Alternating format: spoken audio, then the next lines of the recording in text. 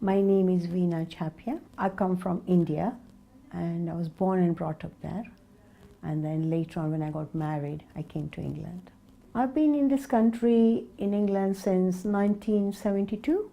Now this is a brass pot, but in Indian language we call it Lota, which is used for multi-purpose and for filling water and serving it at dinner time, because they never used to have glasses.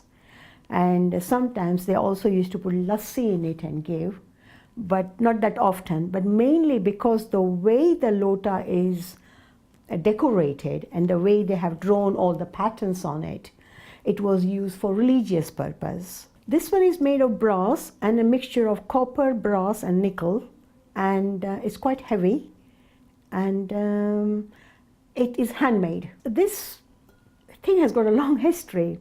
It was given to my mom by her father-in-law, and the father-in-law was given this pot by his grandfather, and so it came back from generation to generation. This one is nearly about 200 years old. This object was sitting in a big trunk in my mom's house, ancestral house, and I saw this in there and I liked it very much. And she said, "Oh, take it away, I'm just throwing away things in the house."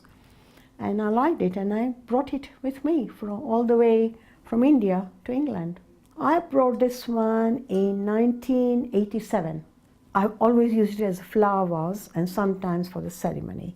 Put some kumkum and chawal and flowers on it, and it stays there in front of the god. They got peacock.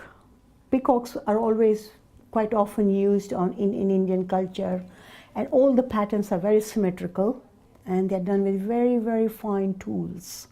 Very fine tools. It's all handmade. My great-grandfather was Wazir to the Maharaja.